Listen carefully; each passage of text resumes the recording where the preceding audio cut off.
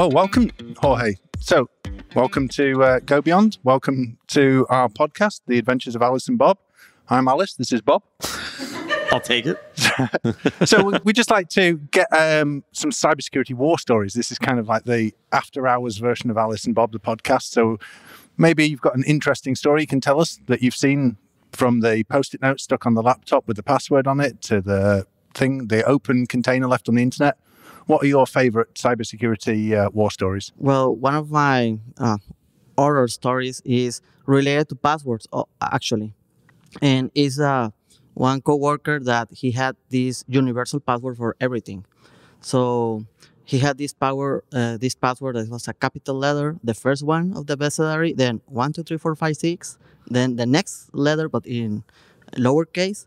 And sometimes you could get with an asterisk or not, depending if the software did require it. So sometimes when he wasn't around, like, hey, we need to access the system and it's a demo equipment or something like that.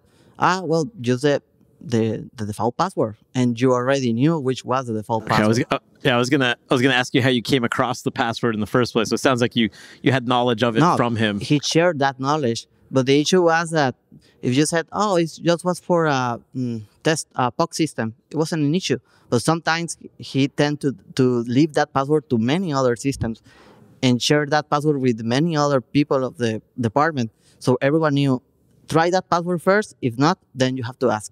And I was like, okay, everyone has like that got password everywhere. So we've seen multiple failures there, right? We've seen a predictable password and the fact he shared it with everyone. Yes, it was shared maybe with your close colleagues. It wasn't that big of an issue if you want to think of that. But a dictionary attack could guess it very, very fast. So, okay. And for the people listening at home, do you want to tell us what the password was? But I already said. We'll bleep it out. No, it's but yeah, I mean, we're joking about it, but I think it's hard to find anybody that's worked in technology long enough that hasn't had or done something like that, right? Whether it's like maybe hopefully not so much on like the kind of corporate critical type systems or whatever, but whenever you end up having like a lab or test environment or things like that, right, it just becomes that kind of ease of getting work done, right? And so that's always that balance in security, right? Of you're trying to have stuff be as secure as possible, but hopefully with the least amount of friction. Sometimes though, it's just all about least amount of friction. Security's not coming into the kind of conversation, if you will. Absolutely. And one of the things about our podcast is we have like a cartoon graphic style. So we're asking people, if you could pick a superhero or supervillain from a comic book to describe information security, cybersecurity today, who would you pick? I think that I will go with Iron Man.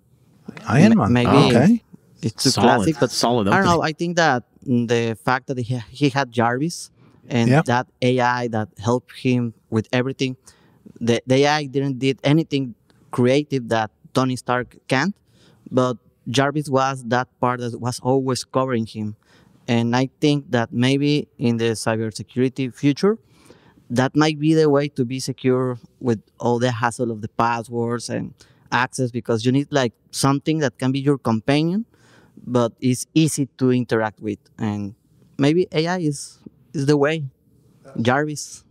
Yeah, I mean, two parts I love about that is, A, that you picked your superhero that has the awesome sidekick, as it were. I guess you could consider Jarvis like a sidekick, maybe. I think so. This is where I'm going to get ripped up online for my lack of comic knowledge. It's going to be fine.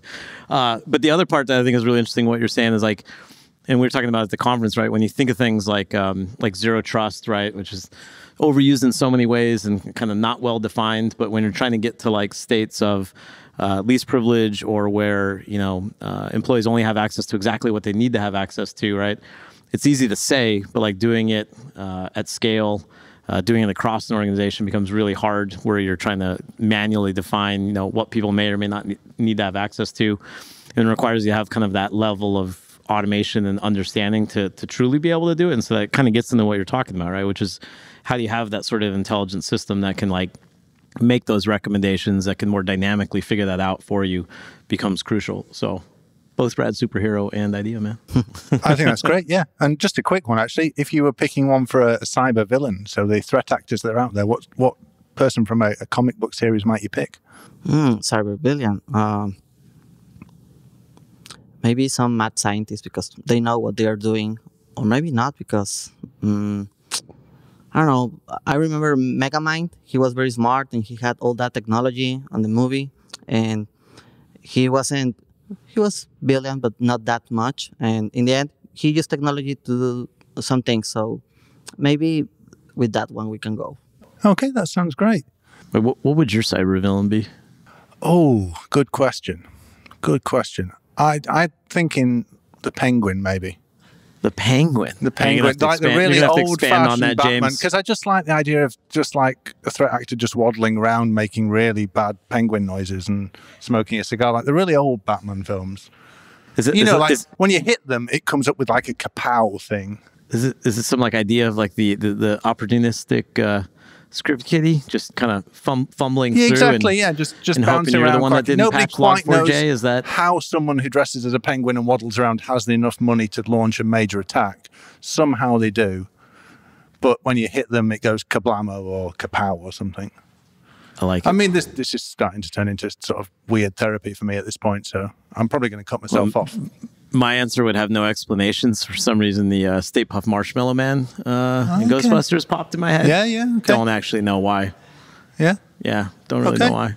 So as we round off these weird tangents that we've gone down, we've all made mistakes in the past. This is a safe confessional space. So is there something you've done in terms of cybersecurity in the past that you thought was absolutely fine at the time, but now if you think back, you think, why on earth did I do that? Why was I doing that at the time? I think that a classic one will be to write your passwords. That's a classic, and when I was very young, I didn't see an issue even using easy to guess passwords because I wanted easy. But then when I started working on cybersecurity field, I got very scared, and I started even using MFA for everything I can get, or SMS verification when it was the only other option.